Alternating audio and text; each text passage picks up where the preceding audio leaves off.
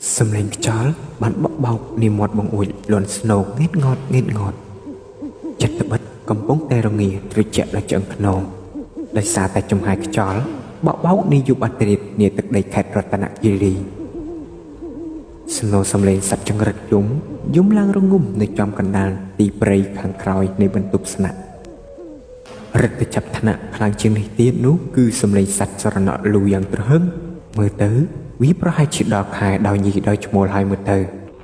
เตะไข่นี้ผมเป็นจิตหายกระดักเตะหายเอาไว้บัญชีสัตว์ชายลูกโอ้แมนหายประหายชิวเมียนมนุษย์ดากัดหายบัญชีปุวีลูอันจังมันใบติดงอละเวจรานุเตะก็แต่บัดบงอวยไอชับเต๋อหนึ่งอาโจลเกงพองรู้ยุบเรื่องเชิญนักแต่หาย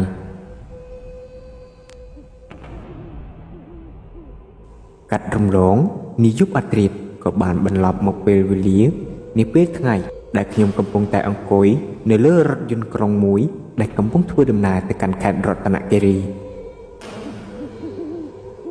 ได้เมเนดำนารวมคณีเจชานแต่งจ่าแต่งขมเองเนคละกำปงแต่สบายอ่อนแต่ดังการทั่วดำนากำซานเนคลาเตสก็สำราญลูกบัดหมดเลยใหญ่ๆสดายเมียนแต่ลือโซสำเร็งสมกคู่ai khung vĩnh cũng muốn bong on dù có giọt đáy từ tiếng kinh chót bong ủi đầm bậy ở cho nó khang cài bánh tranh chỗ nâng thua rằm bàn khla mưa tới tết nó tiếp nó khang cài bong ủi bên ấy ăn một dạng đại tá miền phong một chiết ở phía sân ngát miền tiếng manu sạt cầm bông đại thua đâm na từ sai trong cả được chỉ đòn đòn rồi bỏ bộ kê cái tới chứ vẫn là sai rồi nơi sôi chiến để tích công cho ngày nàoมือเตะปุกวัดรู้ในจิมวยหนึ่งทองมาจิตดัชสันสัตว์การ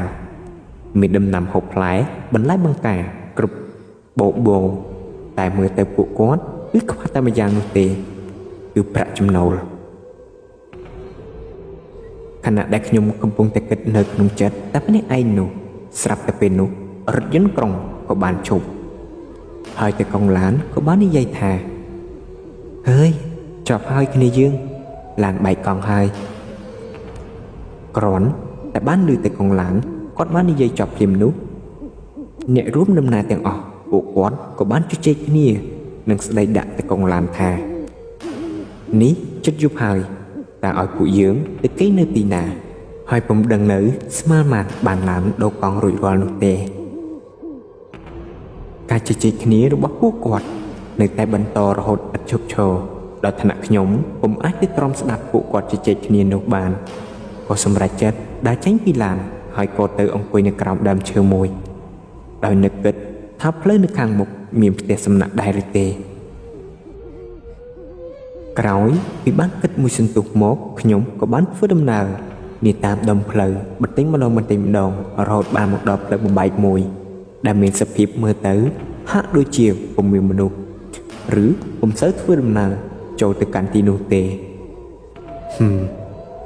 จบสันโดยจะมีพระเอาไว้มายังในกลางวัวนู้คืนพลิ้มขยุ้มก็มันบังอังอยู่ก็บานดาเตมือห้อยก็บอยวัวลงจังสับแต่โปรเตคืนอาซองไปบานเสยแท้แต่สำนักแต่จมูกข้างกล้าวมือปุ่มใส่จุบานลงเตมินไอสำนักได้ตาในตัวรศัพท์ปุ่มต้นระลุบออกขมิ้นเสวาสำรับหน้าให้จังซอกสวยหายเป็นนี้นายกูแต่ปลดถอยได้โจเตสันรู้นึกนุพละสุดใสแท้จงไงแต่ปีโรยไม้นุเตนึกดอดหายสำเลยสำหรับเชิงดาวล้วนสนุกกริกรุนี่ตามดองเพลย์โจเตขนมเตสำนักมวยกันไล่ได้เมื่อเธอขึ้นสุดแต่ปรีนึกอมสังขาร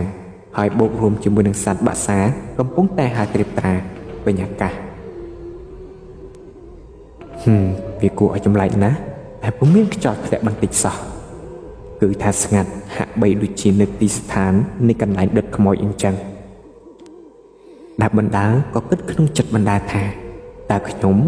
ประท้อยได้โจมกนี้แต่ขอหรือเตยสมัยแต่ผมภาษาในที่นี้ขนมผมได้สกอตพองเหตุมันได้บ้านจิขนมเฮียได้โจมก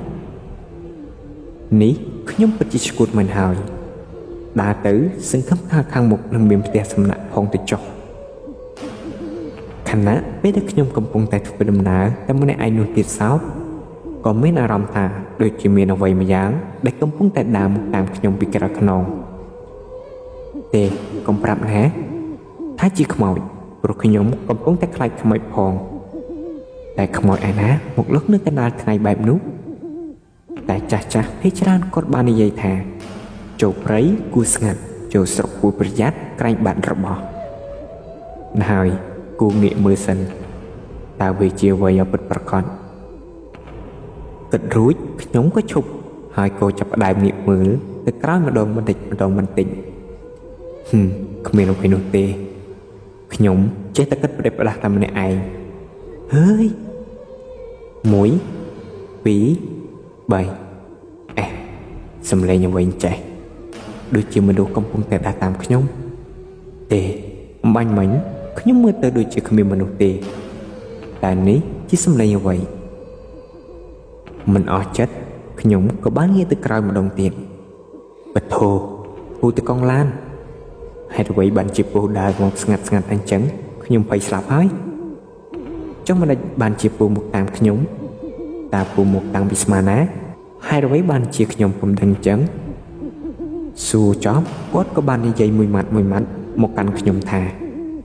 ពូបានឃើញក្មួយដើរចូលមកបានជាពូដើរចូលតាមពីក្រោយនឹងណាតើក្មួយដើរទៅមុខទៀតនឹងដល់ផ្ទះសំណាក់ហើយឈប់សិនពូមិនបានជាពូដឹងថាខាងមុខមានផ្ទះសំណាក់ចុះអ្នកធ្វើដំណើរមកជាមួយមិនបានជាពួកគាត់មិនមកតាមពូអញ្ចឹងពួកគេបានទៅដល់បាត់ទៅហើយនៅឡើយតែក្មួយនោះទេពុំទាន់បានទៅដល់នោះក្រោយពីបានស្ដាប់គាត់និយាយចប់ភ្លាមចម្ងល់ទាំងប៉ុន្មានវាក៏បានចាក់មកចូលក្នុងខួរក្បាលរបស់ខ្ញុំសឹងថាបើវាផ្ទុះបានវានឹងផ្ទុះចេញមកក្រៅជាពំខានថាហើយកុំគិតអ្វីវែងឆ្ងាយមានតែធ្វើដំណើរទៅតាមគាត់ទៅវាប្រសើរជាងបន្ទាប់ពីបានធ្វើដំណើរមួយសន្ទុះមកខ្ញុំនិងពូទៅកង់ឡានក៏បានធ្វើដំណើរមកដល់ផ្ទះសំណាក់នោះមែនប៉ុន្តែមើលទៅផ្ទះសំណាក់នោះទៀតសោតវាក៏មានសភាពរាងចាស់បន្តិចរីឯពណ៌នៃថ្នាំលាបជញ្ជាំងវិញទៀតសោតមានកន្លែងខ្លះបានរបកមានកន្លែងខ្លះទៀតបានហើរពណ៌ចេញអស់រីឯសុនស្មៅទៀតសោតនោះស្អាតគ្រប់បែបយ៉ាងមើលទៅហាក់ដូចជាមានគេថែរក្សាអញ្ចឹងភ្លេចថាមានអ៊ំមួយនោះគាត់កំពុងតែបោយស្មៅនៅក្នុងពុម្ពផ្កាតែមើលទៅគាត់ហាក់ដូចជាសម្លឹងមកមើលមុខខ្ញុំដូចជាពុំដាក់ភ្នែកសោះឡើយឬមួយគាត់ពុំដែលឃើញអ្នកទីក្រុងទេឬណាហើយកុំទៅខ្វល់អីគិតនឹងចូលទៅជួបបន្ទប់គេងវិញល្អជាងព្រោះមើលទៅម៉ោងប្រហែលជា6 កន្លះហើយជំហានជើងបានបោះសំដៅចូលទៅក្នុងទីកន្លែងទទួលភ្ញៀវម្ដងមួយជំហានភ្នែករបស់ខ្ញុំក៏ក្រឡេកមើលទៅជុំវិញខាងក្នុងនៃទីធ្លានោះក៏បានប្រទះឃើញនូវវត្ថុជាច្រើនដែលមានសុទ្ធសឹងតែជារបស់បុរាណទាំងអស់មើលទៅដូចជាពុំមែនជារបស់ប្រទេសយើងនោះទេព្រោះមានសុទ្ធតែម៉ាស៊ីនអង្គលីលេនិងកង់មីគីអំពូលភ្លើងនិងវត្ថុប្រើប្រាស់ជាច្រើនទៀតដែលមាននៅក្នុងទូឈើមួយនៅម្ខាងនៃដៃខាងស្ដាំហើយអ្វីដែលខ្ញុំចាប់អារម្មណ៍ជាងនេះទៅទៀតនោះគឺរូបថតដែលតាំងនៅពីក្រោយតុនិងកន្លែងគេចាំទទួលភ្ញៀវមកជួបបន្ទប់នោះគឺមានរូបក្មេងស្រីម្នាក់គឺមើលទៅជាជនជាតិបារាំងហើយពីជំហានផ្នែកខាងឆ្វេងវិញគឺមានម៉ាស៊ីនចាក់ថាសចម្រៀងមួយដែលកំពុងលើកឡើងរងំសម័យនេះទៅហើយម៉ាស៊ីននោះនៅដំណើរការទៀតដូចជាចម្លែកខុសពីធម្មតានៅទីនេះគ្មានម៉ាស៊ីនត្រជាក់ទេហើយអ្វីបានជាត្រជាក់ប្លែកខុសពីធម្មតាអញ្ចឹងណាហើយកុំទៅគិតអ្វីវែងឆ្ងាយឆាប់ជួលបន្ទប់សិនមើលទៅអ្នកកំពុងឈរចាំទទួលភ្ញៀវនោះគឺមើលមកខ្ញុំពុំដាក់ភ្នែកសោះហាក់ដូចជាមានអ្វីចម្លែកយ៉ាងម៉េចក៏មិនដឹងបន្ទាប់ពីបានជួលបន្ទប់រួចរាល់មកខ្ញុំក៏បានធ្វើដំណើរមកដល់បន្ទប់ដេករបស់ខ្ញុំដែលមានលេខបន្ទប់003 សូម្បីតែលេខបន្ទប់ក៏ចម្លែកដែរក្រោយពីបានមកដល់មុខបន្ទប់ហើយនោះខ្ញុំក៏បានយកកូនសោមកចាក់ដើម្បីនឹងចូលបន្ទប់គេងស្រាប់តែពេលបើកទ្វារនោះទៀតសោតក៏មានដៃអ្វីម្យ៉ាងមកចាប់ស្មាខ្ញុំពីក្រោយខ្ញុំក៏មិនមកអង្យូរក៏លើកដៃបកកែងពីមុខទៅក្រោយវិញស្រាប់តែពូតកងឡានគាត់ក៏បានចាប់ជាប់ហើយគាត់ក៏បាននិយាយថាហ៊ីរហ័សក្រនបើប្អូននិយាយអញ្ចឹងបន្ទាប់ពីងូតទឹករួចប្អូនកុំភ្លេចចុះទៅពិសាអាហារនៅខាងក្រោមណានៅម៉ោង 8 ល្ងាចឥឡូវជិតដល់ហើយឆាប់បន្តិចទៅអញ្ចឹងពូទៅសិនហើយណានិយាយចប់គាត់ក៏បានដើរចុះទៅបាត់ទៅហើយក៏បានបន្សល់នៅខ្ញុំតែម្នាក់ឯងដែលភ្លេចសួរគាត់ថាអ្នករួមដំណើរពួកគេនៅបន្ទប់ណាអញ្ចឹងសោះក៏ភ្លេចទៅកើតដែរខ្ញុំសំឡេងទ្វារនៃបន្ទប់លន់ស្នូ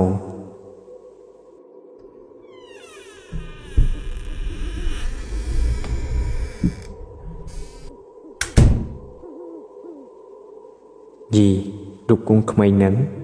មិនបានមកដល់ក្នុងបន្ទប់នេះទៅវិញក្រែគេងរៀងធំបន្តិចមែនប៉ុន្តែក្រណាត់កម្រាលពូកវិញម្នេះបានជាដាក់ពណ៌ប្រផេះអញ្ចឹងហើយតើរូបក្មេងស្រីនឹងជាអ្វីម្នេះបានមកដាក់តាំងនៅលើក្បាលដំណេកទៅវិញហើយហេតុអ្វីបានជាមកដាក់ក្នុងបន្ទប់នេះទៅវិញខ្ញុំដូចជាពុំយល់សោះនៅអ្វីដែលផ្ទះសំណាក់នេះកំពុងតែរៀបចំនោះទេនេះលើកទី1ហើយដែលខ្ញុំជួបសម្លឹងបណ្ដាគិតទៅលើរូបនោះបណ្ដាជប់សិនមើលរូបនេះយូរទៅហាក់ដូចជាកំពុងតែមើលមករកខ្ញុំហើយមានតែយករូបនេះចេញយកមកដាក់ផ្កាប់ទេទើបល្អជាង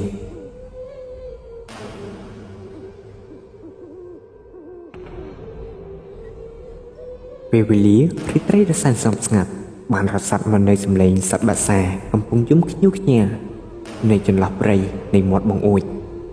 ស្នូសំឡេងសត្វតូចយំឡើងរងំនៅមិនដុំដើមកុកីមើលច្បាស់ទៅដូចជាពុំមែនដើមកុកីទេដូចជាដើមឈើទាលបន្តិចព្រោះឃើញតែស្រមោលព្រាលបើក្រឡេកមើលនៅជ្រុងម្ខាងទៀតគឺមានពុំរិស័យព្រៃមួយដែលកំពុងតែកកិតគ្នាលន់ស្នូងេតងត់មើលទៅក្រោមគុំរិស័យនោះដូចជាមានអ្វីទេសស្ទង់នៅខាងក្រោមនឹងទៅដូចជាកំពុងតែរៃរាំដោយមនុស្សកំពុងតែដើរអញ្ចឹងឈប់មើលឲ្យច្បាស់សិនតាមពិតវាជាក្រណាត់ទេខ្ញុំស្មានតែជាអ្វីផ្សេងហើយគួរតែបិទបង្អួចចូលកេងហើយដូចជាឈឺឆ្អឹងឆ្អែងដែរព្រោះធ្វើដំណើរនេះពេលថ្ងៃមិញរៀងហត់បន្តិចដែរហើយ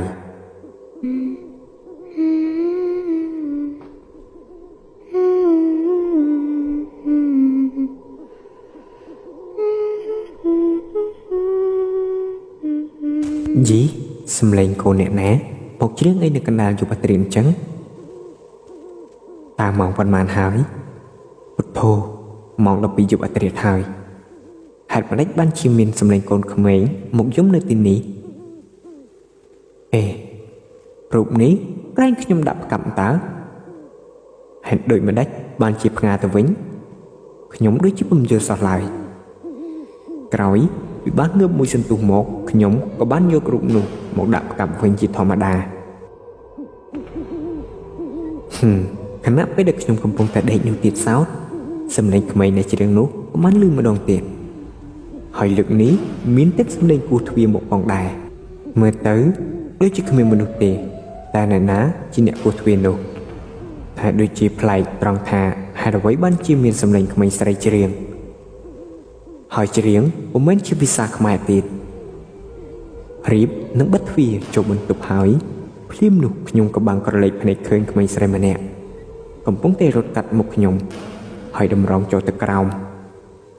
ភ្លាមនោះខ្ញុំក៏បានហៅក្មេងនោះឲ្យឈប់តែដូចជាពុំឈប់សោះណាហើយពុះទៅតាមក្មេងនោះសិនយប់ថ្មនេះទៅហើយម្ដេចបានបណ្ដោយក្មេងឲ្យមករត់លេងនឹងម្នាក់ឯងអញ្ចឹងដើរបណ្ដើរហើយក្មេងនោះបណ្ដើររហូតមកដល់ក្រោមដើមកគីមួយដើម តែពុំឃើញក្មេងនោះទេតែក្មេងនោះទៅណាបាត់ទៅណោះហើយអ្វីបានជាពុំឃើញនិយាយចាប់ភ្លាមសម្លេងសើចបានបន្លឺឡើងហើយក៏និយាយភាសាបរទេសថា To run away? Please stay. Stay with me. If you don't come play with me, then we will kill you.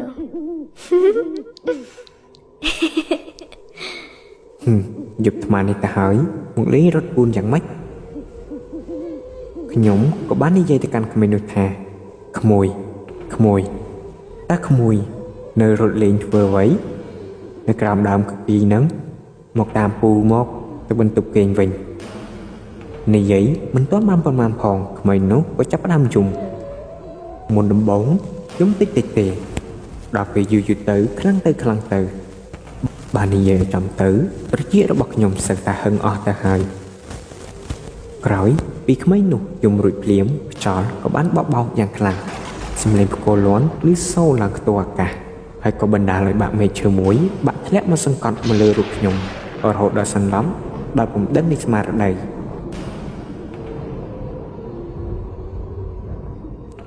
ក្រោយពីបានសន្លប់អស់រយៈពេលមួយរាត្រីរួចមកខ្ញុំក៏បានបើកភ្នែកមកសន្សឹមហើយក៏និយាយថាខ្ញុំនៅទីណាហ្នឹងដល់មើលទៅលើឃើញតែកង្ហាកំពុងតែវិលនិងមានមនុស្សជាច្រើនកំពុងតែរួមមុខមើលខ្ញុំហើយអ្វីដែលខ្ញុំចាំបាននោះគឺក្មេងមែនហើយចុះឯណាក្មេងស្រីម្នាក់នោះកាលពីជុំមិញតាណាបាត់ហើយនិយាយចប់ភ្លាមក៏មានបរិសម្នាក់បានដើរមកជិតខ្ញុំរួចនិយាយមកកាន់ខ្ញុំហើយរួមទាំងភាសានិយាយរបស់គាត់ខ្ញុំស្ដាប់បាននោះទេពេលនោះគាត់ក៏បាននិយាយថាក្មេងស្រីអីក្មួយដឹងទេថាក្មួយទៅទីកន្លែងដែលគេហាមមិនឲ្យអ្នកគុំនោះទៅកាន់ទីនៃផ្ទះសំណាក់មួយនោះបាននិយាយឲ្យចំតាណាវាជាផ្ទះសំណាក់ដែលបានបន្សល់ពីសម័យបារាំងមកម្លេះហើយមកដល់ឆ្នាំ2010គឺមានថៅកែចិនម្នាក់បានមកបើកដំណើរការវិញតែបានត្រឹមតែ2ខែនោះទេគឺមានរឿងរ៉ាវជាច្រើនដែលបានកើតឡើងមកលើផ្ទះសំណាក់មួយនោះមានទាំងមនុស្សស្លាប់និងដើរពងវែងចូលព្រៃក៏មានដែរហើយហេតុការណ៍ដែលក្មួយបានជួបប្រទះនេះណាច្បាស់ណាស់វាពុំមែនជាការពិតនោះទេបធូនេះខ្ញុំចំណាយពេលមកត្រូវខ្មោចលងពេញអស់មួយថ្ងៃតែមែនទេហើយអ្វីបានជាខ្ញុំមកជួបរឿងបែបនេះ